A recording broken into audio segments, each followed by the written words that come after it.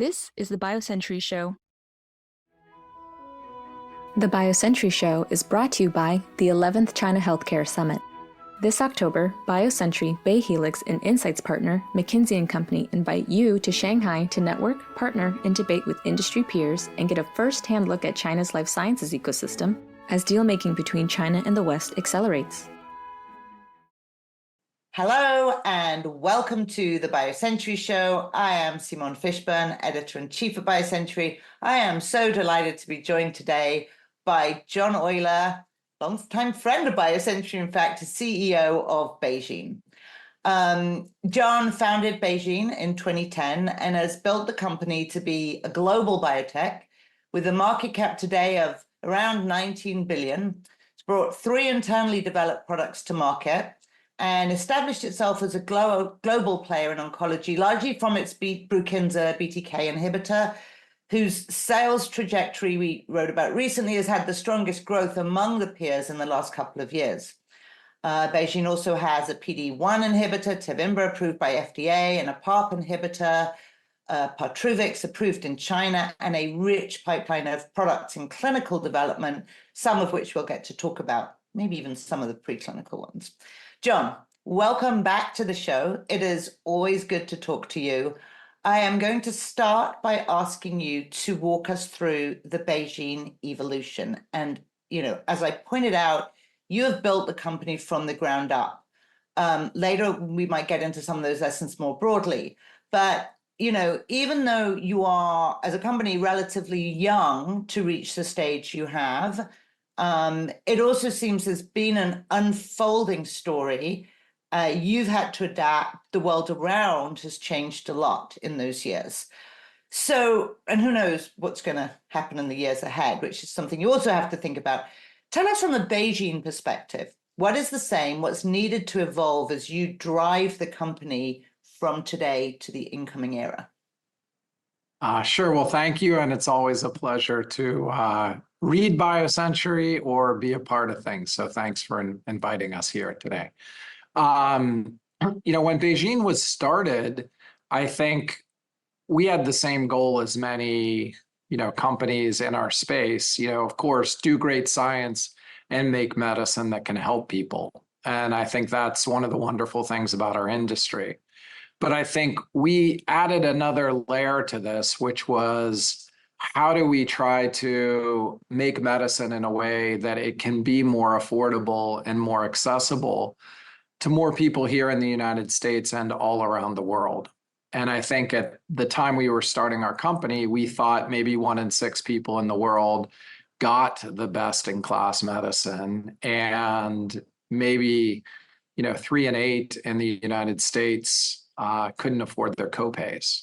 So that was defined, day one as part of the problem we were trying to solve. And, I'm an entrepreneur, business person, trained at McKinsey, and I kind of stepped back and we looked at what are really the economics associated with our industry. And when you look at that, there's one striking realization. For most oncology medicines brought to patients, over 75% of the cost is driven by clinical trials. And that's a cost that has dramatically increased over time. And, today when I talk to my peers, they say 250 to 300,000 per patient enrolled on a clinical trial. So when we talk about a clinical trial that's 500 patients, you can do the math real quickly. It adds up very, very fast. When you look at a program like BRUKINSA, this wonderful medicine we've been able to develop and bring to patients, that's a program of over 5,000 patients. So you can roll up that math. And actually for hematology, the costs are much higher. But from that perspective, we were focused on this. And I think we thought you need to rethink the way you do everything, but primarily you have to start with clinical trials. From that perspective, part of our view was the reason clinical trial costs were high was threefold. The first was we just weren't involving enough centers here in the United States and across the globe in clinical trials. So we were out of patients. and the enrollment times were becoming very long, could be over 2 years to enroll a trial. And that dramatically increases the cost because every center needs to be involved in a trial to collect the same amount of information even longer. From the second perspective, it was clear that technology needs to improve. Still today, we have manual double entry, which is prone with errors in taking information from the EMR system within a hospital to enter it into a clinical trial system. And thirdly, a lot of the clinical trials, the vast majority are run by third-party CROs, and they have a 30% markup. And in general, they, do not have an incentive structure to try to make things more efficient as they're paid by task. So as we started out, we said we got to work on all of these things. And we wanted to move to a model where we had our own team. We were largely CRO-free, where we worked much more broadly here in the United States and globally to bring other clinical trial centers into the global clinical trial, infrastructure. And lastly, we wanted to work on the technology. And we thought if we did those things, we could perhaps reduce the cost, aspirationally half. And again, if it's 75% of the cost and you reduce it in half, that's more than reducing your cost by 1/3. Now, we're not there. We're maybe 2/3 of the way to what we aspired, but that was part of the beginning realization. And I think in every other area, we wanted to be very focused on cost and time. And that we got right in the beginning. I'm sure we got that right. Now I can jump. We got wrong. I'm gonna, there's two directions, and I want to take a little bit of just to challenge one thing, which is the premise that the costs of drug development are what underlies the high prices. And, I've talked with people, and if drug development, I think it's obviously the case, and we'll talk some more about the mechanics, that those costs need to come down. But does it necessarily at a global scale, not just BeiGene, does it follow through that drug companies will charge less if it costs them less? Because to some degree, we also have a lot of inefficiencies based on few drugs, making it through. To some degree, the patient is paying for the inefficiencies of pharma companies, or, who are the main ones selling drugs. So how do you think about that? Well, I think that's well said. And, I think we very much believe in, I'm an American, I'm a capitalist, so I believe in creating an open, fair system that is as competitive as possible. And I think that if you look at, pricing in certain circumstances and the infrastructure that we have today in the United States, you could certainly say we are not reaching that aspiration in the pharmaceutical industry. I think that's a fair point that you're making. And, what does that mean and how can you get back to it? And I think the fact that has occurred has actually led to a situation where you now see through mechanisms that are have very positive elements, like IRA has a lot of good things in it, but essentially you're seeing an element of government price control in that.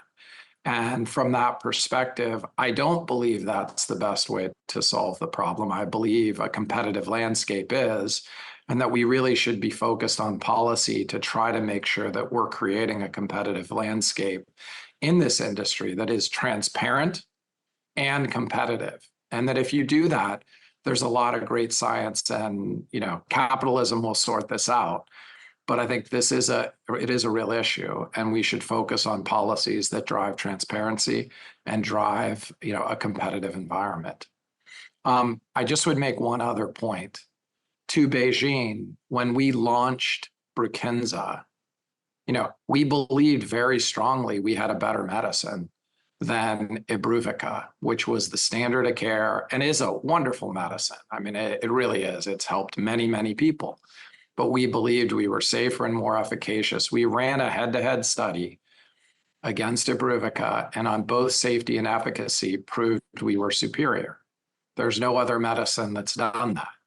And that's a bold study full of risk that's very expensive. And we were a small company, but we did it because we believed in the science and it translated. At the same point in time, when we launched in the United States, we actually launched at the lowest price in our class. Now, why did we do it? We did sorry, it go ahead. Yeah. That's part of who we are as a company, and it's what we said we would do. And we, because of the things we've done, do have a lower cost structure. And, we're able to do that. And we're able to do that and build a business that we think is just as sustainable as other folks. And I think, we're proud of that as a team. But that's something that is possible, and it's possible to do that and still be a very profitable company.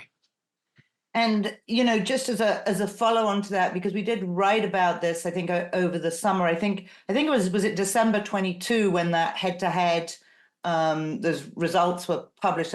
I'm not sure if that's exactly when it was, but you have seen that be rewarded in sales, the trajectory of sales.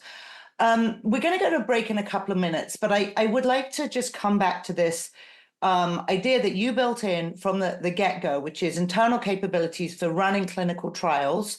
And I think now, you look like geniuses. Well, you always look to me like a genius, right? But you've got some resilience in an era where CRO and CDMO capabilities are really under strain. Part of that is geopolitical, but that's not really where I want to take it right now. What I wanted to do is, if your company's starting out, what does it take for a growing company to actually do this, to build that capability in-house? And what are the trade-offs? Should more companies be doing it? Well, it's very hard. And, we were lucky. We were at a time and place where a lot of things were happening. And, it's hard because our clinical team is over 3,000 people spread all across the world. There's over 200 people in Australia. We're in Poland and Italy and Spain and all across Europe. And of course, in the US, we're building out a lot now in Brazil. We're going to South Africa. And, this team, it's all over the globe. That's very impossible for a small company to do in its early days. So it's a Is it harder now than when you did it? It's hard. It's hard because part of what enabled us to do that was the economic situation in our industry where capital was flowing readily that would enable people to do that. And, basically, when capital flows, you can invest. It also means deals that you do if you partner with pharmaceutical companies are bigger deals, and that creates additional, revenue. And I think, we, over our life, I think in January, I said we had generated $6 billion in revenue, and we had more than that, plowed back into investing in building this capability. I talked about what we knew. This is the same. Great science and do the clinical was what we knew. The things we didn't understand were how important the manufacturing and commercial team elements of this were. And I think on the manufacturing side, we really learned the hard way. We began manufacturing our PD-1 in Germany with BI. And suddenly one day we were told you can't manufacture here anymore because one of the major pharmaceutical companies had locked up that site for its PD-1. So suddenly we had an issue that really set back that program a couple of years because we, weren't able to do that ourselves. And I think that, the more mature we've become as a company, the more we understand how important those elements are, and also diversity. And I think this led to us building our own manufacturing capabilities, of which the most recent, really exciting, project there is this $800 million biologic facility just outside of Princeton, New Jersey, in Hopewell. And it's a clinical center in biologic manufacturing. And, this is really, really important to the bispecific, trispecific ADC programs that we're running because we don't have reliance. And actually, internally, we have multiple supply. And we also have third-party suppliers we work with. Well, we're going to take a brief break and come back in a few minutes to continue the discussion where I want to dig into some of those pipeline programs you referred to.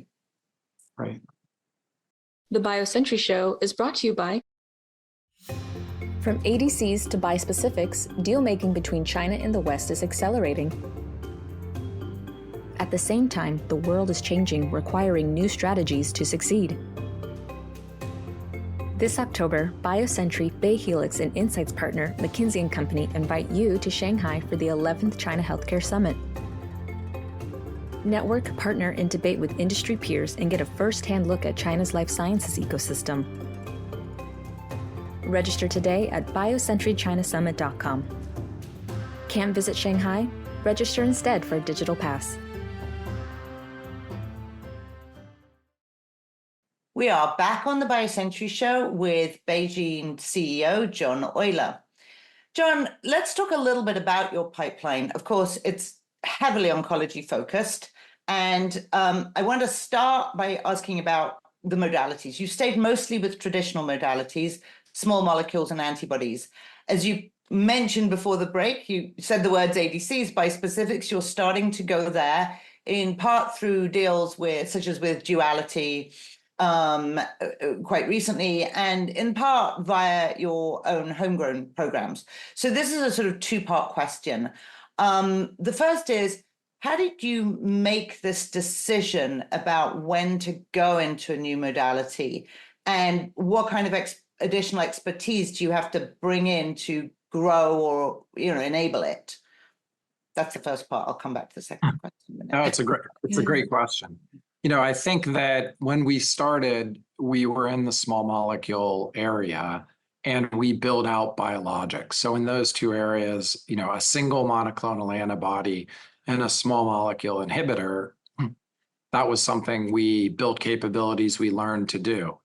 I think we also understand that a lot of small biotech companies really get hung up on CMC. So as these move downstream, we really invested in building strong downstream capabilities. In the small molecule area, we made a very conscious decision to move into protein degradation. And we have a great BTK degrader, an area we know well, that has over 300 patients worth of data, and we're really excited about. We believe it's going to be a medicine. And we also have a IRAK4, which is one of the few things we're doing outside of oncology, degrader that's also in the clinic, and an EGFR degrader that's soon to go in. In this area, we're excited about it. It takes exceptional chemistry. The CMC piece is hard with it, and it fits well with that. So that was a decision, we committed to, 4 or 5 years ago, and we're really happy about, and we think it fits what we can already do well, and it's where science is going. From the other perspective, in the biologic side, we became a very substantial biologics manufacturer. We've manufactured over, I think it is 10 million vials ourselves today that are commercial vials of monoclonal antibodies. So we're substantial in that area. And as we built those capabilities, we saw monoclonals going to bispecific, trispecific ADC, and we began expanding into this area. Now, as with most things, we work with other companies, but we also have developed our own technology too. And we always want to be working on the technology that's on the cutting edge. So it's taken us a little time. We've played around with lots of different platforms of linkers and different things. But now we're in a position where we really are investing heavily in that area. And it's backed up by our own manufacturing, both antibody and ADC manufacturing, which is really unique, which lets you move quickly and at a low cost and flexibly. Now, what didn't we do? We didn't go into radiopharmaceuticals. We love it. That was one of my questions, right? No, it's super impactful. It's great medicine. Mm-hmm. Love to be in it, but we're like, we don't really, it's different and it's an additional investment and we don't know it. In cell and gene therapy, we didn't say, how do we put some stuff in the clinic early? We are working in that area, but we're working on what we believe are the fundamental engineering problems that create much higher cost.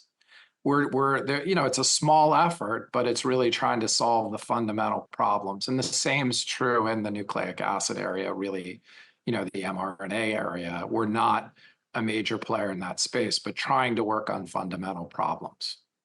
So you sort of partly answered my, follow-up question with that, which is, what should we expect to see in terms of diversity? You mentioned cell therapies, RNA modalities, genetic medicines, radioligands, you're not there yet. So, here I'm sort of hearing on the one hand, if you can't really, is this a fair statement? Like if you don't feel like you can own and understand the manufacturing and the supply chain issues there, it creates a barrier for you to enter that. Is that what you're saying? Because the other side of this coin is, in this incoming era, how much do you think you can grow as a sort of MNC type player if you don't expand into these next gen modalities?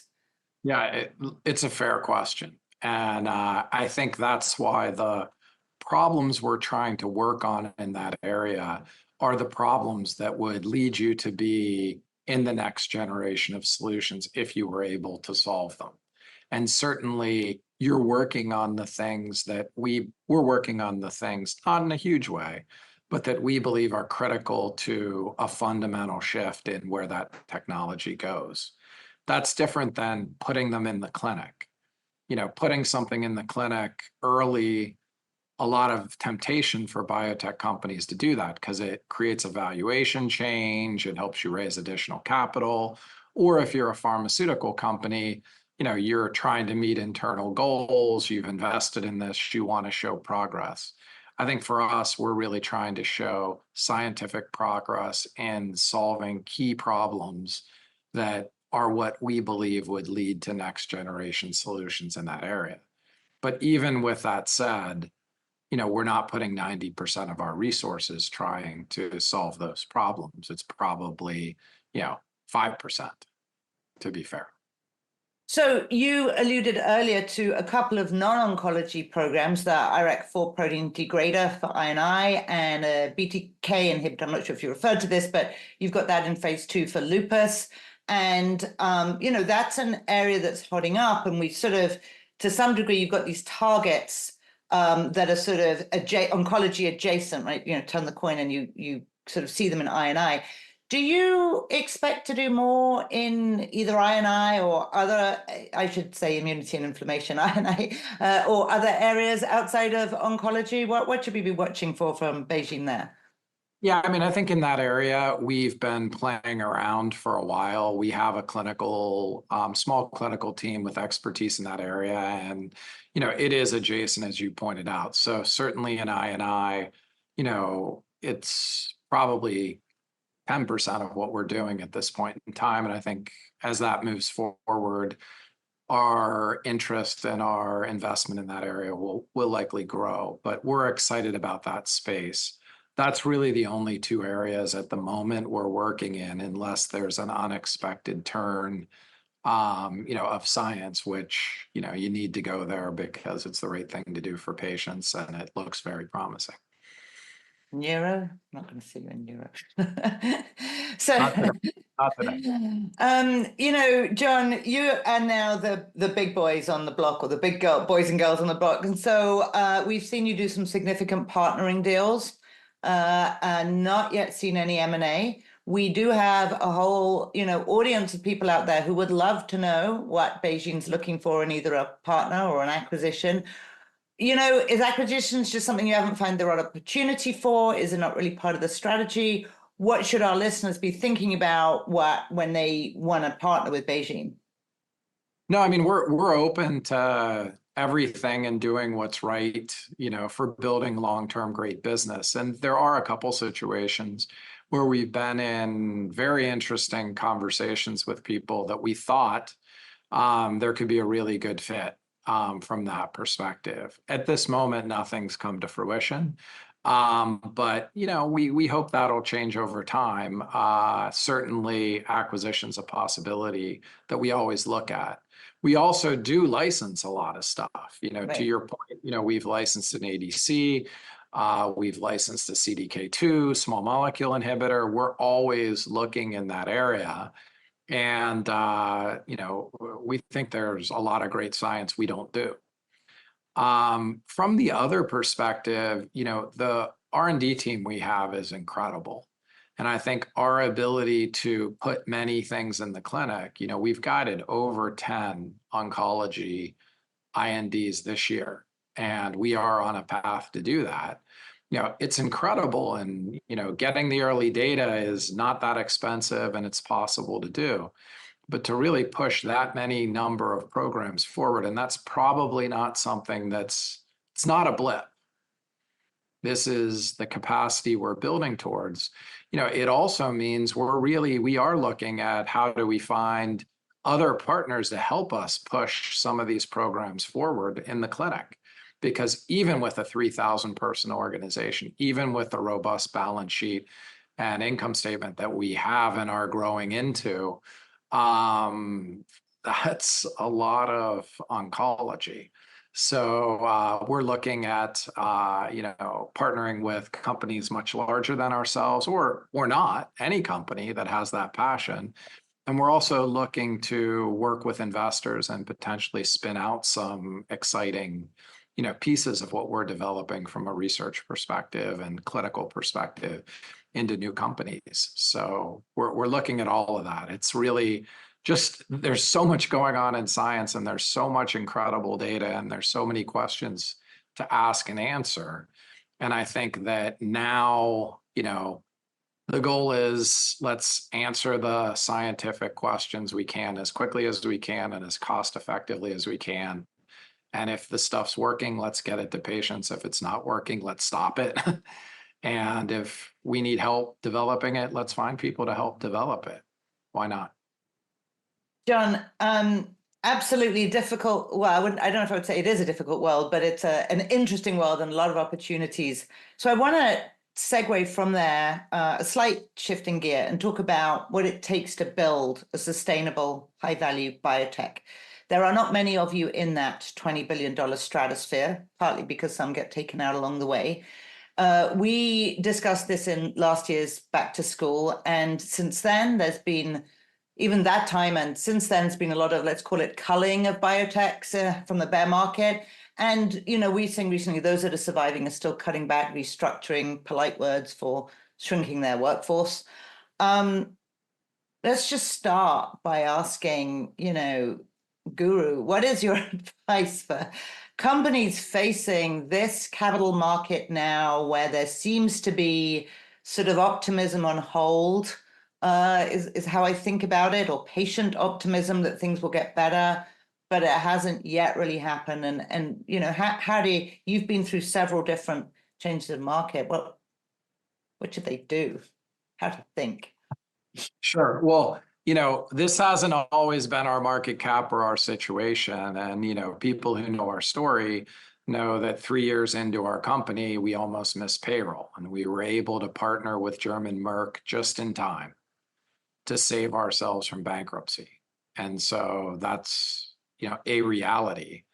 And, I think that in this industry, always, the fortunes change quickly, and not just on your science, on the attractiveness of our industry and how it trades.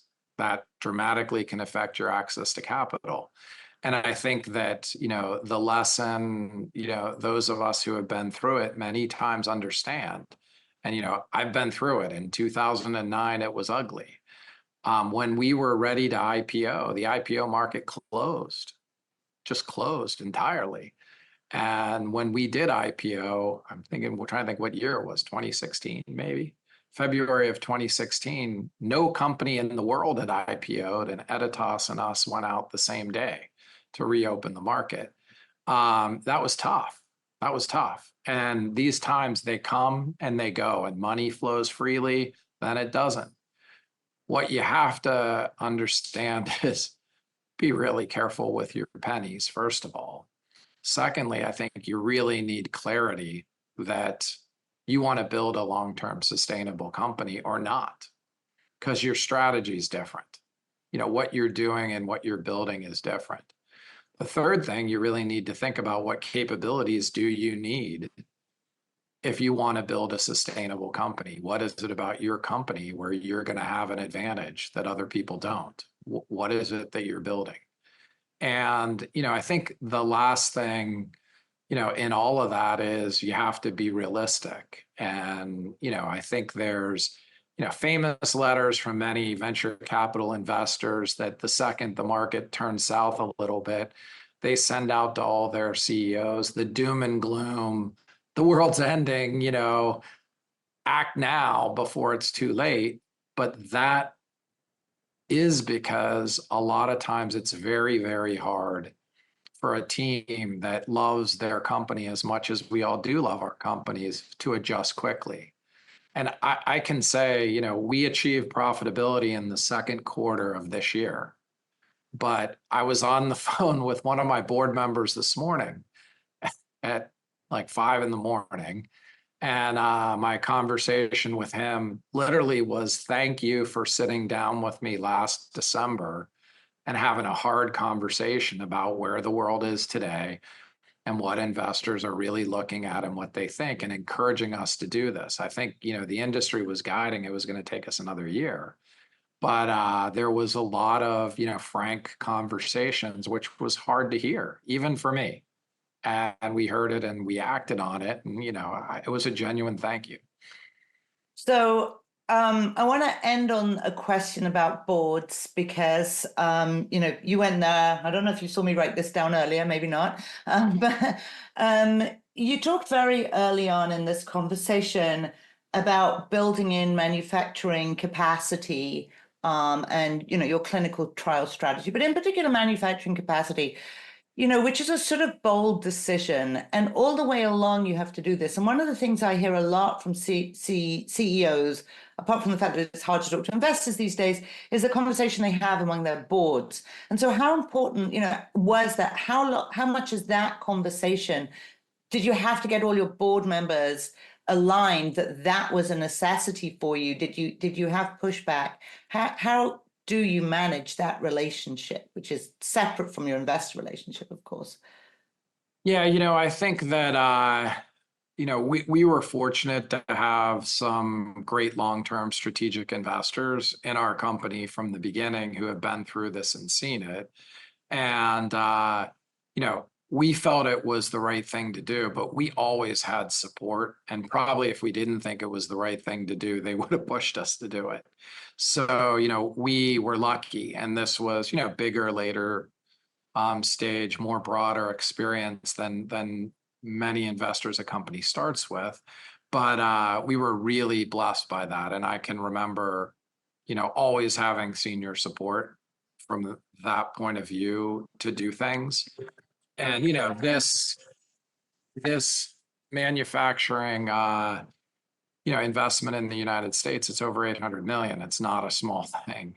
And a lot of people could be, I can see a lot of situations where that would be a really hard thing to do. But to us, it just was clear. And we had a lot of support with it. In terms of building the board, I think you always want people that can help you. And, people that can help you don't agree with you all the time, by definition. If they always agree with you, they're not helping you. So, really what we've tried to do with our board, I don't know if it's right or best or anything, but we've tried to have very big transparency with our board. We've tried to share with them the worst things we're worried about, not brag about what we've done well.